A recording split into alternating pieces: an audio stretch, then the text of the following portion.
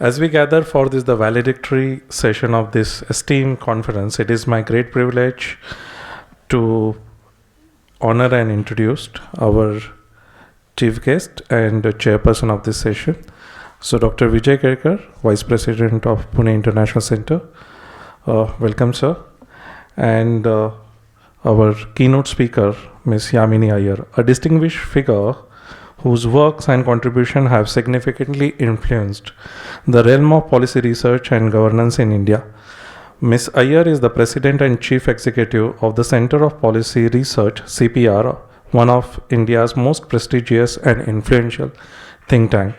Under her visionary leadership, CPR has continually shaped and enriched the disclosure of various critical policy issues in India. In 2008, Yamini Iyer made a pioneering move by founding an accountability initiative at CPR. This initiative is widely acclaimed for conducting one of India's largest expenditure tracking survey in elementary education, a testament for her commitment to enhancing transparency and accountability in public system. Her expertise lie at the crucial intersection of her research and policy practice, with her research interests spanning across public finance, social policy, state capacity, federalism, governance, and the study of contemporary politics in India. Her profound insights have been extensively published in academic journals and the popular press. She is a regular contributor to India's leading newspapers, where she provides inclusive commentary on current affairs and policy matters.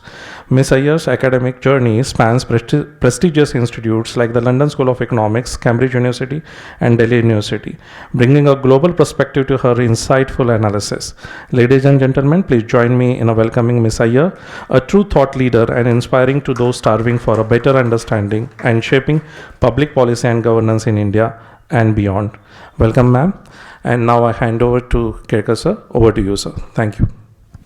Good afternoon, Ms. Iyer and friends. Let me first do my job of inviting her to speak, and I'll speak after she has.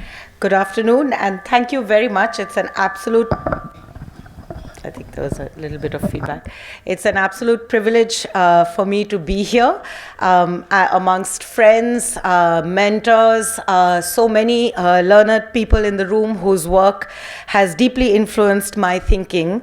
So I'm here somewhat intimidated to speak on a subject about which I have learned from so many in the room. But one reason I'm feeling a little more confident to speak is, mercifully, I don't have a PowerPoint presentation. So after Pradeep reminded us all on what a good PowerPoint presentation is, I feel a little more relaxed. There isn't one, so he hopefully won't be able to judge me on my bad PowerPoint presentations. They usually have spelling errors and all sorts of things on there, and I change my mind about what I want to say, so the picture and the speech never match. And Ajit reminded me that it's the last session, and so I must stick to time. So that too is intimidating. So just raise your hand when 2 minutes before I should be done, Ajit, and I'll make sure to be done on time. With that, there is a lot to say on the topic that was given to me, something that I have been thinking about, working with, engaging with for several decades, on cooperative federalism.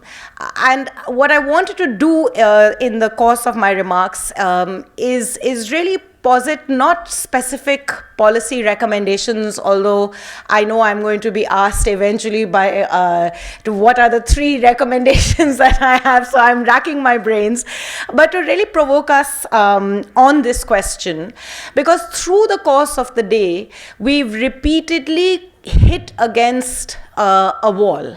And this wall is not a new one that we have discovered in our conversations today that has spanned such a wide range of issues of public policy, but one that India has dealt with and still doesn't have a good answer to, which is what level of government should be performing what level of function.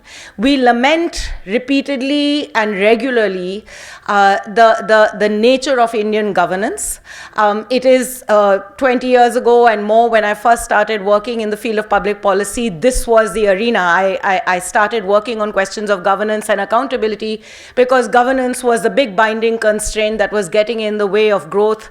I started working coming off of that first heady decade of growth of the 1990s, growing up in an India that suddenly had McDonald's, and we stood in lines for some strange reason now in retrospect to get to that paneer burger, which was frankly inedible, but it was so exciting because India was opening up and our opportunities were, for us sitting as college students in Delhi, were just so wide-ranging. And in the course of learning about development, studying development economics and development studies, the constant constraint that was presented to us for the second generation of economic growth was going to be this big constraint of governance. And here we are in 2023, still constrained by precisely the same question: what level of government should be performing what level of function?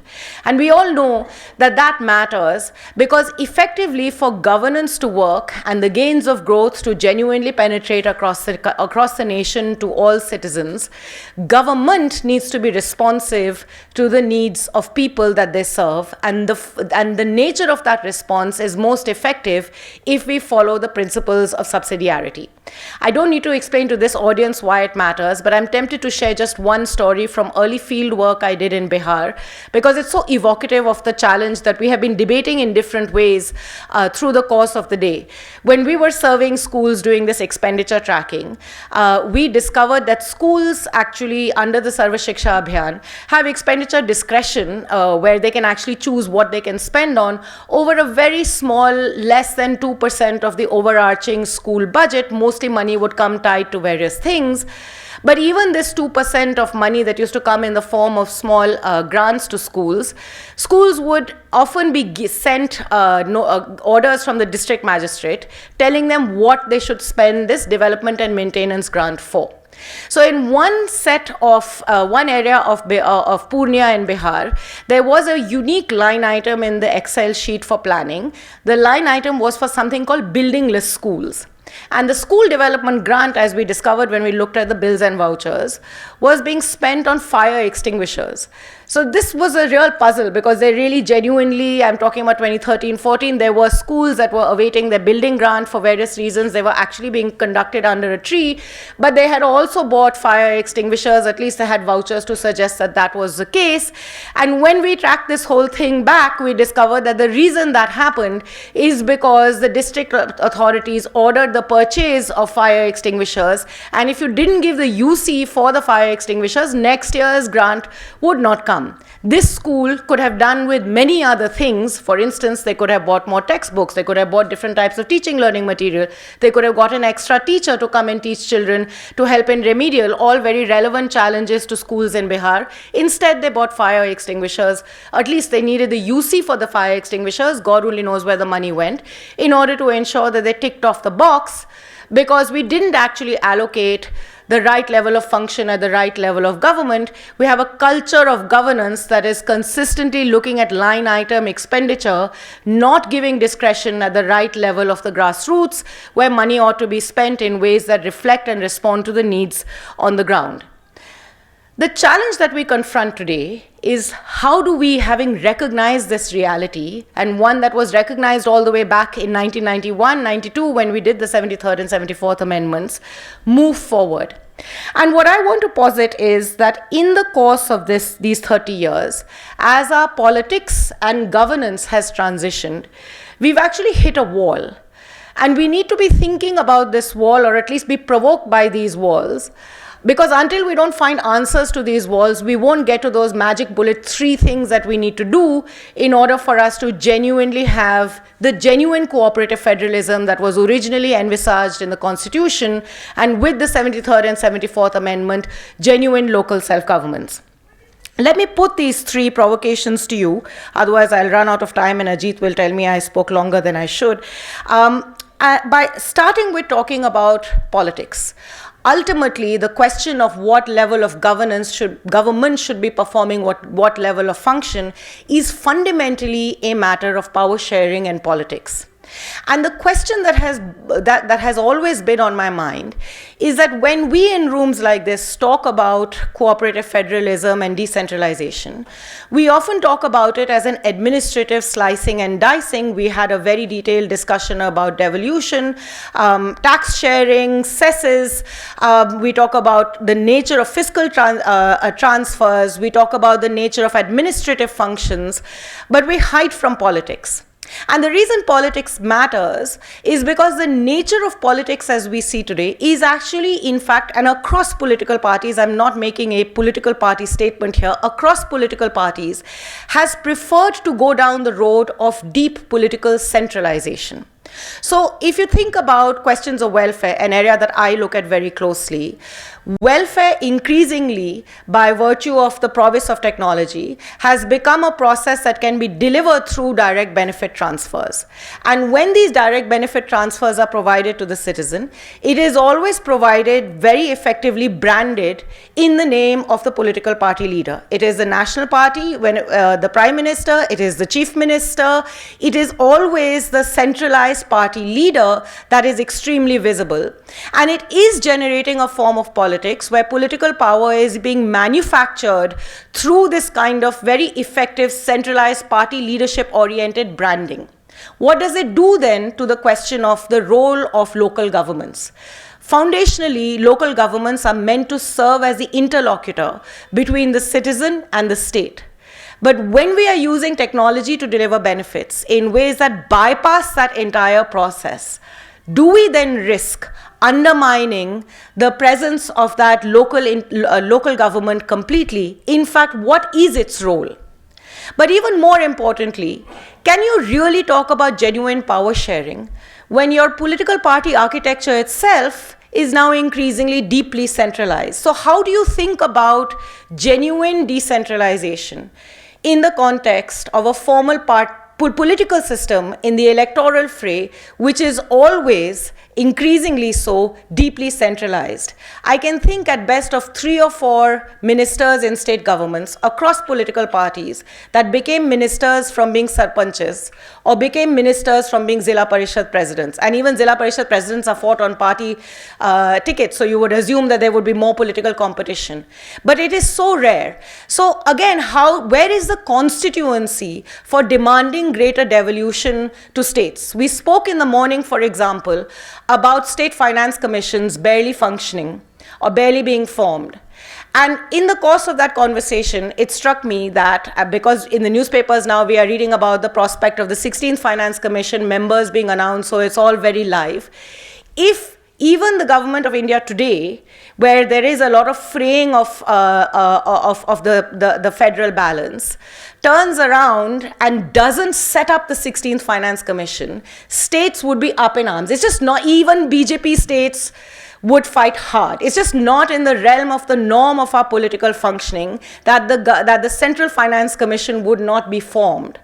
If we come to that, then we've really lost our federal structure completely. But it is perfectly within the norm and completely acceptable not to set up state finance commissions. There is no bottom-up genuine political pressure, only technocratic pressure from committed folks like us in this room. So the question that's on my mind consistently when I think of decentralization of federalism from the point of view of the third tier of government is how do we generate the political pressure for devolution to become part of the political norm just like it exists in center state.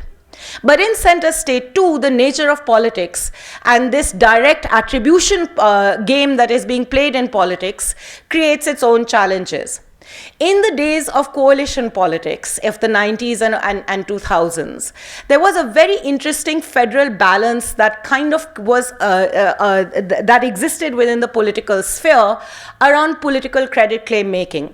The political science, Louis Stillen has done some very interesting work on this, which effectively told us that essentially centrally sponsored schemes, which by definition are deeply centralizing, were a tool that powerful state chief ministers would use to implement programs and take political credit for the implementation of those programs when they face the electorate, while the fiscal burden of that was mostly shared and the bulk of it sat within the government of India's and was a government of India challenge. And it was in this context that the federal balance got maintained. So we won't mess with the centripetal structure of India's fiscal federal architecture, even as politics was getting more decentralized, because there was a way of taking direct political credit for this centralized structure of fiscal federalism. And it worked very well in the political realm. This now is completely changing. If you look at CSDS data on voter attribution, you will see consistently centrally sponsored schemes are directly credited to the Prime Minister, even in states where there is an opposition party that is implementing. It's a very new phenomenon. It used to be much more balanced. And increasingly, state-specific schemes are directly credited to the Chief Minister, not to the local government, not to the Zilla Parishad, interestingly, often not even to the bureaucrats that we see along the way. So what this direct claim making is doing is that it's creating a lot more contestation around that federal balance, even of centrally sponsored schemes, and there doesn't seem to be a political site in which this can be negotiated. So again, the question, in this very centralized political context where direct attribution for welfare benefits has become such a key player in the nature of our politics, what does that mean then for generating the political energy around the idea of genuine cooperative federalism, where these niggling questions of how do you build a fiscal architecture that is genuinely about power sharing, financial power sharing, can be implemented? This brings me to my next provocation, which is that absent this political pressure, there also has been a set of tools that we have used as technocrats to try and push for decentralization, both from center to state and state to local governments. And those tools create what I call a chimera of reforms, but actually completely undermine decentralization or even the aspiration of cooperative federalism, because they are effectively re-centralizing and they don't work. So we need to think about something else. I'll explain what I mean. State governments, the way we think about the question of niggling difficult political reforms, are extremely slow to do these things. The farm laws that we spoke about in the morning are a good example of that. Agriculture is a state subject. States are not able to negotiate the local politics, or they don't want to. So there is a lot of pressure on the central government to start doing things that are genuinely functions that constitutionally, at any rate, are in the ambit of states. So what do? We use tools like conditionalities. We use tools that are trying to nudge and push and change behavior of states that are effectively technocratic fiscal tools. The imposition of conditionalities is a very well accepted fiscal tool through which to nudge states towards greater decentralization. During COVID, when the government of India expanded the borrowing limit from 3% to 5%, it said, hang on a minute, I'm going to use conditionalities to do some difficult reforms like urban governance, power sector reforms, ease of business, etc., and said, I'm going to limit 1% of this borrowing limit to implementation of these reforms. Time after time after time, absent a political consensus between states and center, these conditionalities do not work. Even in peak COVID, 0.42% of this 1% of borrowing limit was actually used. No state fulfilled all 20 reform conditions. No state. They just chose not to touch that money. The 15th Finance Commission, the 14th Finance Commission, the 13th Finance Commission have routinely used conditionalities as nudges to try and push for greater decentralization of local governments. The 15th Finance Commission said very categorically, I don't have to give resources, tax devolution to local governments. I am doing it because state governments are not doing it, and I can impose a conditionality on state governments to ensure that they set up state finance commissions. They won't. it's the local governments that will not get the money. And effectively what it means that it allows for decentralization. So when I read the 15th Finance Commission chapters on local governance, urban and rural, I came away thinking, gosh, this is like the 15th Finance Commission behaving like a centrally sponsored scheme with a whole lot of conditionalities. And when you push back, the answer is, well, states don't do it, which is correct. Therefore, we impose those conditionalities. But we should ask whether conditionalities are genuinely creating conditions for decentralization, or have they become tools of re-centralization that are neither devolving to local governments or states for that matter, nor pursuing the goal of reform? And do we really need to just go back to old school political negotiation, the hard job that may make us wait for an extremely long time? The last provocation, each of these questions, the nature of our politics, the nature of the technocratic tools that we are using to pursue deeper cooperative federalism, which I would argue just are not working, is the changing nature of India's economic realities. There is a lot of talk now about North-South divide, a little bit too much talk about North-South divide, but at the heart of that is this question of inequities and inequalities that are now spatially so divergent that it is unlikely that states that are growing are going to, the states that are lagging behind will grow fast enough to catch up anytime in the near future. This inequality is breaking that fundamental fraternal principle that shaped our cooperative federalism. There is also a deeply uncooperative politics played both by the union government and state governments that make negotiation very difficult. And then there is an economic reality of people that are consistently and always on the move, largely moving from poorer parts of India to relatively better off parts of India in order to be able to find some livelihood, the migrant workers. In all of this, we need to renegotiate the terms of cooperative federalism, both on the fiscal side as well as the administrative side. But we do not have the institutional arrangements to do so, politics being difficult enough and none of us in this room can possibly change. But even the institutional frameworks in which deliberation and dialogue can take place simply do not exist. The Interstate Council was dead on arrival because there was never a political consensus towards it. One of the things that we abandoned along the way when we perhaps threw the baby out of the bathwater when we reformed or changed or got rid of the Planning Commission and set up the Niti Aayog, there isn't a political platform that allows for political deliberation on a regular basis on many of these technical difficult questions that is initiated by the center that can deal with interstate and intrastate, state to state and center state challenges and negotiations. This is most visible in the problem of people moving. When people move, there are questions of how do we ensure that there is a social security framework that works. COVID told us that we in fact don't have a social security framework. We now have something called a One Nation, One Ration card, but there are many other challenges. How do we ensure that there is a effective sharing of resources between source states and destination states? How do we ensure that the remittance economy genuinely contributes? And most importantly, how do we avoid the possibilities of nativist politics, which inevitably occur when you have a politically immature structure and the sudden movement of people in context of great inequalities? Each of these requires us to have institutional frameworks for deeper deliberation and dialogue. And we really have to ask whether the current architecture of government and current architecture of institutions for negotiating the federal framework are able to or capable of negotiating this dialogue. We just had an important discussion about green transitions. Everything I have learned from colleagues at CPR who talk about climate and energy tell me that it is about a whole of government approach and one that requires deep center state negotiation. Where are the institutions or institutional frameworks that would enable this dialogue and negotiation? So the institutional question is the last provocation that I will end with. And I will also say that on this one, I think I have some answers. So I may be able to tick off at least one of the three boxes of suggestions, which is, I think there are lessons, positive lessons to be learned from the experiences of the GST Council. As many tussles as they existed, but the fact that there was a genuine coming together with all the challenges that GST and the GST Council confront, but a genuine coming together of states and center to set up a deliberative space for regular engagement and dialogue that builds institutional sites and norms and culture for deliberation and dialogue.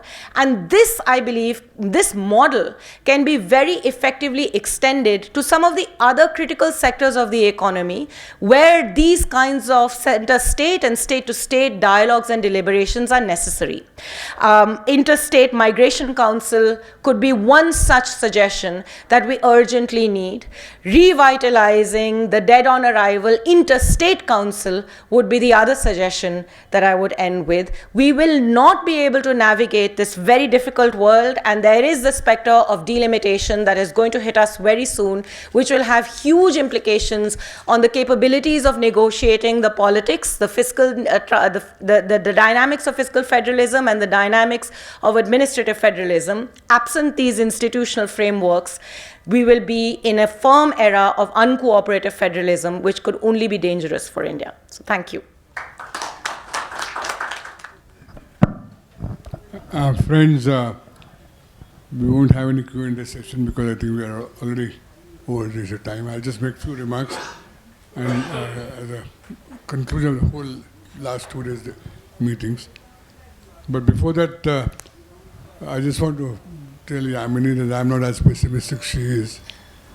And for 2 reasons. One is that the real forces will demand this. What are the real forces? Urbanization. India's future is going to be in urban areas. There is no way it can run from one place. There are bound to be decentralization demand. It will come from the societies which are not being functioning well. So I think there will be demand from below, which we are seeing, not just demand. But making these marginal institutional changes by technocratic, they look like they will enable the changes. So I think things would more likely to happen than you believe. My belief is that the urbanization is going to drive now the politics of this country, and in fact it will require decentralization. There's no way you can have the size of urban economy will be so large that they will demand change. Anyway, so having said that, what now next steps? As I mentioned yesterday, the whole purpose of this meeting was all of our colleagues who came from different organizations made a thoughtful presentation, and we are going to request them to, in the light of the discussion, would like to revise some of the ideas.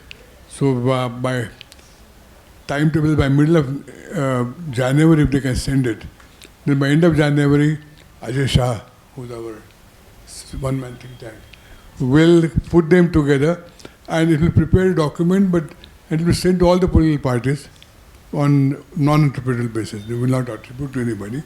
And I do believe that this is a role we should play as knowledge workers for the political system, that we can do whatever we can to sort of... The one area in which we didn't discuss, but hopefully we'll have some input, we had requested, I consider probably India's best political scientist, Professor Parshikar, to also talk about the delimitation.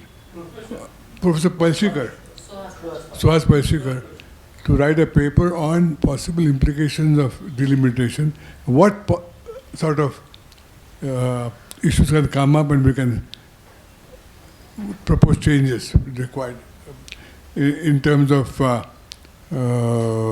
it doesn't destabilize the system. Because if you take the rigorously only one man, one vote principle as a guiding principle of democracy, it will create a lot of problems in the politics of this country. So he is also grappling with this, but which would mean, I would suspect, there would be some proposals, interesting proposals for strengthening our parliament itself. Because learning from US example, probably creating countervailing power to US Congress is done by Senate. Something similar can be done by much more strengthening of Rajya Sabha and sharing the sort of balancing the politics of it. Something like that I would suspect he would probably going to come about. So that if it's ready, that also will add in terms of how to create the new guardrails to support and which was done in last 10 years ago. In last decade was done through two institutions, innovation, one inflation targeting and second FRBM, which really protected this country. I mean, from major shocks the world economy went through, but this system did, and I do believe it's because of those two guardrails.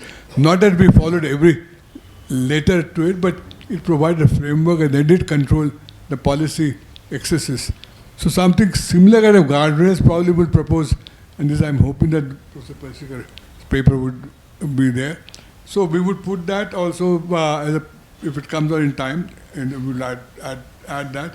And also something will come up on cooperative federalism, how to strengthen that also, because I think we do believe, although the other day when we discussed, one of our senior member of PIC, the life member, he pointed out that there is no word called cooperative federalism in our constitution. What are you talking about? Only once the word federal is used in the concept of courts. So he said there's no really, but constitution is also quite a flexible instrument, and I think we can probably help just a minute. So we can sort of do that. So things will be put in there. So institutional reforms also may come up if you have something interesting to say. Essentially to create how to strengthen the parliamentary democracy and the system which we inherited from the... And regarding state capacity, which is yesterday, Ajay's presentation, he gave a lot of importance to state capacity, or what's otherwise known as governance. So something will come up in the area of governance also on our final product. And then it will be sent to all the political parties. And I should tell you, the last time we sent it was done by PIS itself. That time we didn't involve all our colleagues. We were pleasantly surprised by response by both Mrs. Sonia Gandhi and Narendra Modi, Prime Minister. They responded, they acknowledged it, and in fact they said that we will send our party members if you propose a round table. They did come. So I don't know how they will react this time. But that's what we propose to do. You want to say something? Yeah, in terms of cooperative federalism, the issue that we did not touch upon is the strengthening of Niti Aayog. That's an instrument of cooperative federalism. Instrument of cooperative federalism, as it is, it doesn't have any bite, and that is, so it's not taken very seriously.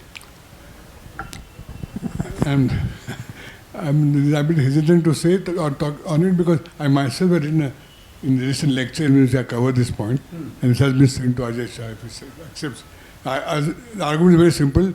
Unless Niti has the resources, no state governments are going to give any credence to Niti. Exactly. And second, and more importantly, Niti earlier planning commission derived moral authority also because the Deputy Chairman Planning Commission was a member of the cabinet. But without him, the meeting was never took place. So he became a member of cabinet. So in the cabinet, there was a perspective given by the planning commission on behalf of the entire country. Because I remember Ms. Aksar once told me, he said, Vijay, if you go to cabinet, minister talks about their constituency or their state or at the most their party, but nobody talks about the country. The only two people by office, because that's what only two people talk about the country was the Prime Minister and second Finance Minister. But again, Finance Minister by his responsibility only talk of short term. He doesn't take a long term view. So that's what the Planning Commission is doing. So Planning Commission was talking about unborn generations and also India as a whole. So unless that can come back, I'm afraid our decision making will be a little bit compromised. And this is, I'll send you the paper which I've written, so we'll probably... Send me the paper. So in that we have mentioned what needs to be done. You want to strengthen. So with all these remarks, it's already past our time. And Ajit Rane threatened me that if I don't stop, he's going to speak. So that was a greater threat, I thought. So I thought that I'll take his threat very seriously. And so, once again, expressing my own gratitude and my colleagues from PIC, all of you, for taking trouble. But I think he had to go. He has to go. So I want to thank you all.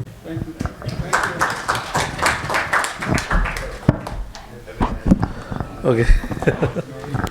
No. I have to do the rituals. Okay. No. Just as we bring the curtain down to this national conference on securing demographic dividend. Okay. So just I want to thank all of you and all our administrative staff and volunteers, because they deserve a special mention, because their tireless efforts ensuring the smooth functioning of this conference. So all my staff and the colleagues, their hard work behind the scenes have been backbone of this event. As we conclude, I reminded these two things. So as we part away, let's carry forward the insights and knowledge gained by here, applying them in prospective fields to make meaningful impact. We look forward to reconvening next year with new topic, speakers, and fresh perspectives. Once again, thank you all to valuable participation and contributions. Let us continue to work together toward a brighter and more prosperous future. See you next year. Thank you.